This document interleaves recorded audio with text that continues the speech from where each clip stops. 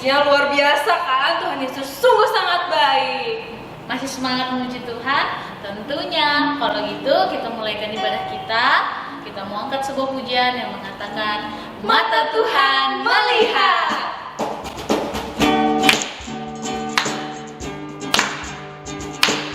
Putar dong.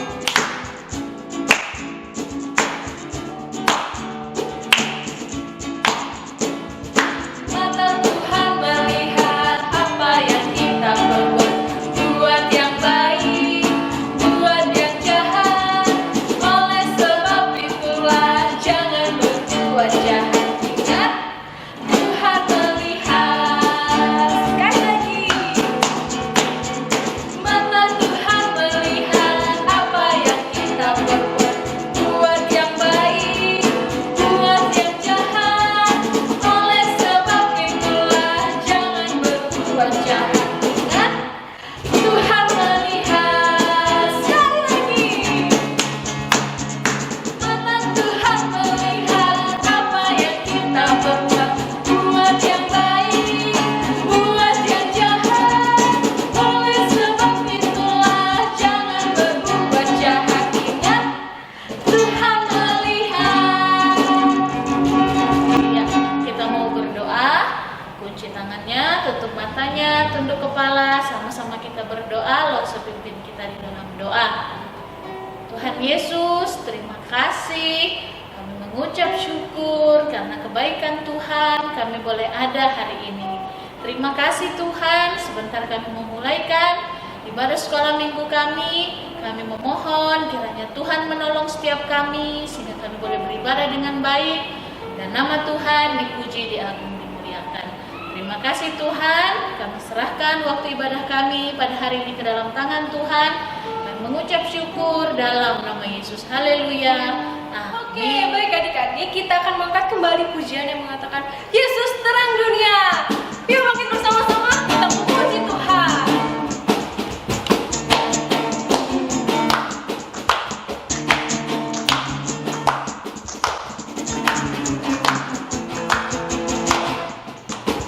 Yesus terang dunia, Dia dari surga jadi manusia.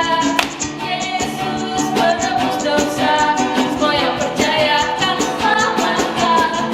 Yesus telah terima di hatimu, dan kini bangku jadi terang bercahaya. Jadikan terang Tuhan, dan sinarnya akan terus menyala, dan tetap menjadi saksimu dimanapun juga.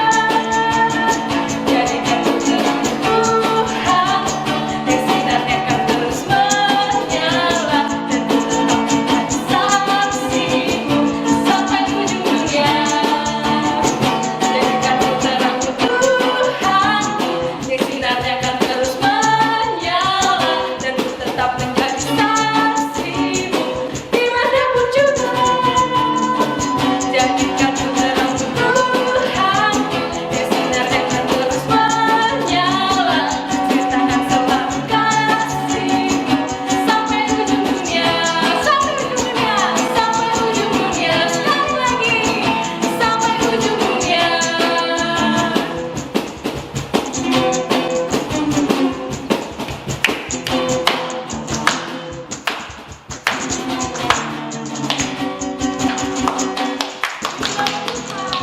Baik adik-adik, sebelum kita mendengarkan firman Tuhan, kita mengangkat suatu pujian yang mengatakan jagalah hatimu terhadap dosa. Oke, bangkit berdiri bersama-sama, kita mengangkat pujian ini pakai gerakan.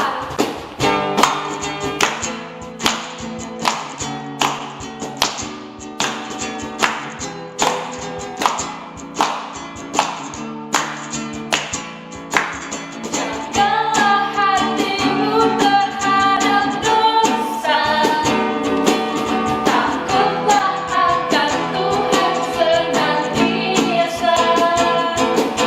Jagalah hatimu terhadap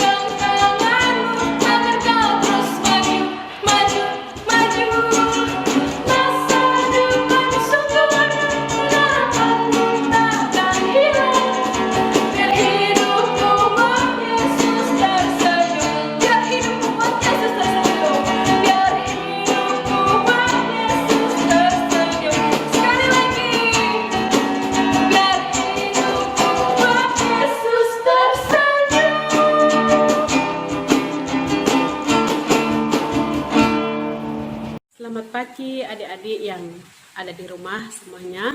Kita patut bersyukur karena kita masih diberikan kesempatan untuk bisa mendengarkan firman Tuhan pada pagi hari ini. Ayo terlebih dahulu kita akan berdoa meminta pertolongan daripada Tuhan. Semua adik-adik yang ada di rumah, tangannya dilipat, matanya ditutup, kita berdoa.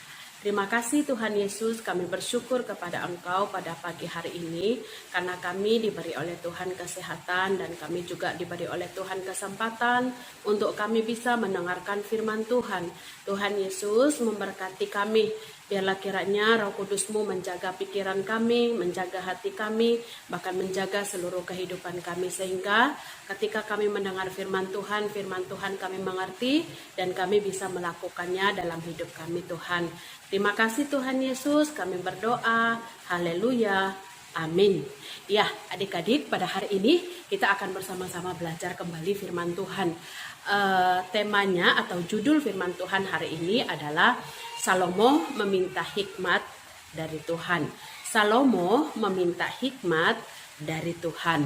Nah, kita sebelum mendengarkan cerita, Kak Riga mau tanya dulu. Kira-kira ini adik-adik yang ada di rumah, ada yang bisa mengartikan nggak kata berhasil? Kan selama ini kita sering bilangnya saya sudah berhasil. Nah, kira-kira adik-adik yang di rumah mengerti tidak apa itu berhasil? Ada yang bisa bantu Kak Riga? Baik, ya adik-adik, Kak Riga percaya semuanya itu pasti mengerti. Semuanya mungkin juga ada yang belum mengerti. Nah, tetapi hari ini kita mau belajar bersama-sama. Memang orang sering menggambarkan berhasil itu berarti orangnya harus punya banyak uang. Orang itu harus kaya, punya rumah yang besar, punya mobil yang banyak. Bahkan ada orang yang berpikir bahwa orang yang berhasil itu adalah orang yang punya kedudukan, orang yang punya kekuasaan, ya, dan lain sebagainya, gitu ya. Jadi segala sesuatu itu dianggap berhasil kalau bisa memiliki ada begitu banyak harta, ada begitu banyak uang, ada begitu banyak rumah atau mobil dan lain sebagainya. Tetapi adik-adik semuanya itu tidak menggambarkan kata berhasil seperti yang diceritakan atau yang kita akan dengar dari firman Tuhan pada pagi hari ini. Nah, karena itu adik-adik kita akan belajar pada hari ini, kita akan bersama-sama belajar dari satu tokoh Alkitab yang bernama Raja Salomo. Nah, kita akan belajar bersama-sama, tapi sebelum kita lebih lanjut lagi berbicara tentang Salomo, mungkin Kak Riga mengingatkan kembali nih. Adik-adik pasti tahu siapa nama Raja Israel yang pertama kali. Raja Israel yang pertama kali itu siapa? Ada yang bisa jawab, adik-adik yang ada di rumah? Iya, betul sekali. Semuanya pasti sudah tahu, yaitu Raja Saul. Nah, adik-adik siapa yang tahu nih? Saul ditolak oleh Tuhan, tidak lagi memimpin bangsa Israel karena apa coba? Ada yang bisa bantu jawab? Iya adik-adik, Saul tidak taat kepada Tuhan, maka Tuhan menolak Saul untuk memimpin bangsa Israel lagi. Maka Allah memilih seorang menjadi Raja Israel yang baru. Siapa coba? Raja Israel yang kedua. Iya, betul sekali, yaitu Raja Daud. Nah, Raja Daud kemudian dipilih oleh Tuhan, diurapi oleh Tuhan menjadi raja atas Israel yang baru. Nah, adik-adik yang terkasih, pada saat Allah memilih, pada saat Allah menentukan Daud menjadi raja untuk Israel, itu bukan karena mata manusia yang melihat Daud itu gagah, Daud itu ganteng seperti kakak-kakaknya, bukan. Tetapi kalau kita lihat memang di dalam cerita itu diceritakan kalau secara manusia yang cocok atau yang pantas untuk menjadi raja itu adalah kakak-kakaknya Daud. Mereka punya badan yang bagus, badan yang tinggi, mereka ganteng-ganteng semuanya. Tetapi Tuhan katakan bukan mereka yang Tuhan pilih untuk menggantikan, tetapi yang Tuhan pilih adalah Daud. Tuhan memilih karena dia punya hati, di mana Tuhan tahu nanti ketika dia memimpin bangsa Israel, dia akan menjadi seorang yang punya hati yang taat kepada Tuhan, punya hati yang nantinya dia mentaati semua yang Tuhan perintah kepadanya. Nah, adik-adik, Daud pun menjadi seorang pemimpin, menjadi seorang raja atas Israel dengan waktu yang sangat lama. Kemudian karena sudah lanjut usia, akhirnya Daud pun diganti. Nah, siapa yang tahu siapa yang menggantikan Daud menjadi raja yang ketiga untuk Israel? Ada yang tahu? Wah, betul sekali, yaitu Raja Salomo. Nah, adik-adik, pada saat Daud tahu bahwa Salomo akan menjadi raja atas Israel, Daud memberi contoh yang baik bagi Salomo. Bahkan Daud menasehati Salomo supaya kalau mau berhasil untuk memimpin bangsa Israel nanti, maka Daud katakan Salomo harus mentaati, Salomo harus dengar-dengaran firman Tuhan. Iya.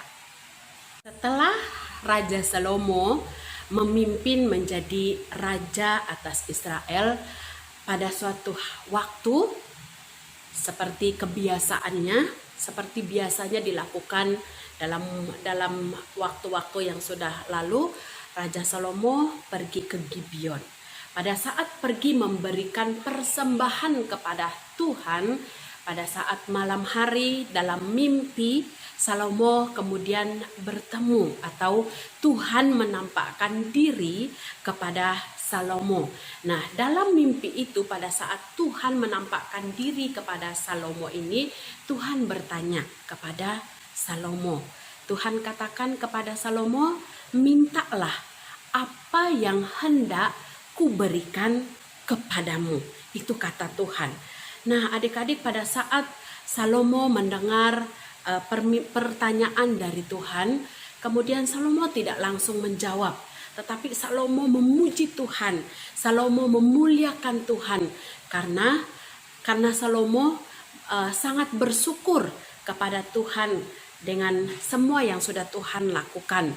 Nah, adik-adik, pada saat Tuhan berfirman, bertanya kepada Salomo apa yang hendak mau dimintanya kepada Tuhan, kemudian Salomo menjawab kepada Tuhan. Jawaban Salomo adalah bahwa dia katakan, berikanlah kepadaku hati yang berpengertian, hati yang bijaksana, hati yang berpengetahuan, supaya aku bisa menyelesaikan semua masalah yang nantinya dihadapi oleh bangsa Israel. Nah, adik-adik, akhirnya pada saat Tuhan mendengar jawaban dari Salomo, Tuhan sangat senang, Tuhan sangat suka karena Salomo tidak meminta harta, Salomo tidak meminta umur panjang, Salomo tidak meminta kekayaan daripada Tuhan, tetapi apa yang diminta oleh Salomo kepada Tuhan? Salomo katakan, berikan aku hati yang berpengertian, bijaksana, yaitu yang kita biasa dengar, yaitu hati yang penuh dengan hikmat. Nah, adik-adik tahu kenapa Salomo sangat menginginkan hikmat? Kenapa Salomo meminta hikmat daripada Tuhan? Makanya adik-adik, kalau kita lihat cerita sepanjang kepemimpinan Raja Salomo, adik-adik akan melihat bagaimana Salomo bisa menyelesaikan masalah yang tidak mungkin diselesaikan oleh orang lain, tetapi Salomo bisa menyelesaikannya. Kenapa? Karena dia diberi oleh Tuhan hikmat, dia diberi oleh Tuhan pengertian, dia diberi oleh Tuhan kebijaksanaan untuk menyelesaikan masalah-masalah yang dihadapi oleh orang Israel. Nah, adik-adik, ternyata jawaban dari Salomo ini membuat hati Tuhan senang. Sehingga Tuhan katakan bahwa Salomo akan menjadi seorang raja yang paling bijaksana sepanjang zaman. Makanya kalau adik-adik membaca di dalam Alkitab dikatakan Salomo itu adalah seorang yang sangat bijaksana. Sepanjang zaman tidak ada orang yang melebihi hikmat daripada Raja Salomo. Nah, karena itu adik-adik yang terkasih dalam Tuhan Yesus Kristus, Salomo kenapa menjadi seorang yang sukses, menjadi seorang yang berhasil di dalam memimpin atau di dalam melakukan tugasnya sebagai raja memimpin bangsa Israel? Karena Raja Salomo mengandalkan Tuhan. Karena Raja Salomo melibatkan Tuhan dalam setiap yang dilakukannya. Oleh karena itu adik-adik yang terkasih dalam Tuhan Yesus Kristus, hari ini kita mau belajar. Satu, kalau kita mau supaya hidup kita berhasil, maka libatkan Tuhan di dalam hati kita. Mulai terlebih dahulu terima Tuhan Yesus dalam hati kita. Percaya kepada Tuhan Yesus, terima Dia sebagai juru selamat kita di dalam hati kita masing-masing. Nah, dengan ketika kita menerima Yesus inilah, maka kita pasti melibatkan Tuhan dalam hidup kita, dalam semua rencana hidup kita, cita-cita kita, dan semua apa yang akan kita kerjakan dalam setiap hidup kita. Seperti contohnya ketika kita belajar, kalau kita sudah terima Yesus dalam hati kita, ya pasti Tuhan akan menolong kita ketika kita merasa tidak mampu. Ketika kita belajar, maka Tuhan akan menolong kita supaya kita terus ingat apa yang sudah kita pelajari. Nah, karena itu adik-adik, biarlah melalui firman Tuhan pada pagi hari ini, semua kita diberkati. Andalkan Tuhan, percaya kepada Tuhan. Sukses itu bukan karena kekayaan. Sukses itu atau berhasil itu bukan karena kita punya pendidikan yang tinggi, kita punya segala harta yang ada di dunia ini. Tetapi firman Tuhan katakan sukses itu karena kita menerima Tuhan dalam hidup kita, mengandalkan Tuhan dalam kehidupan kita setiap hari. Nah, cerita firman Tuhan hari ini terdapat dalam kitab 1 Raja-Raja pasal yang ketiga, ayat yang ketiga sampai ayat yang ke-15. Ya, 1 Raja-Raja pasal yang ketiga, ayat yang ketiga sampai ayat yang ke-15. Oke, semuanya bisa dibaca di rumah ya adik-adik. Tuhan Yesus memberkati kita semua, dan Tuhan Yesus juga yang akan menolong kita untuk melakukan firman Tuhan. Ayo semuanya kita akan berdoa bersama-sama, lipat tangannya semua yang ada di rumah, kita berdoa. Tuhan Yesus, terima kasih, kami bersyukur kepada Engkau karena kami sudah mendengarkan firman-Mu. Tuhan Yesus, tolong kami supaya kami sungguh-sungguh melibatkan Tuhan dalam kehidupan kami. Kalau sampai pada hari ini di antara teman-teman kami ada yang masih belum menerima Yesus sungguh-sungguh dalam hatinya, kami berdoa Tuhan Yesus, kami mengundang Engkau masuk di dalam hati kami. Kami mau menerima Engkau sebagai Tuhan dan Juru Selamat kami. Dan Tuhan juga yang kiranya menolong kami supaya kami sungguh-sungguh diberkati oleh Tuhan. Karena Tuhan ada di hati kami dan Tuhan yang akan terus menolong kami dalam setiap kehidupan kami. Tolong adik-adik kami yang ada di rumah Tuhan. Tuhan melindungi mereka dari segala mara bahaya. Dalam nama Tuhan Yesus kami berdoa. Amin. Ya, baik adik-adik, kita sudah tiba di penghujung daripada ibadah kita. Kita mau angkat sebuah pujian yang mengatakan di dalam dunia ada dua jalan. Mari kita kasih ya.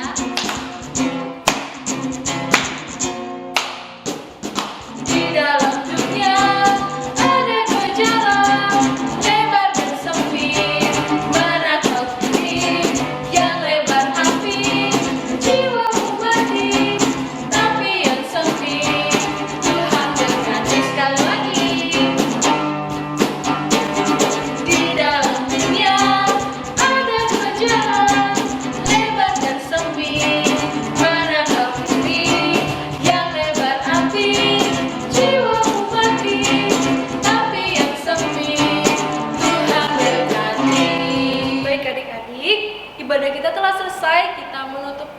ibadah kita dengan berdoa. Lo Kisha pimpin kita dalam doa.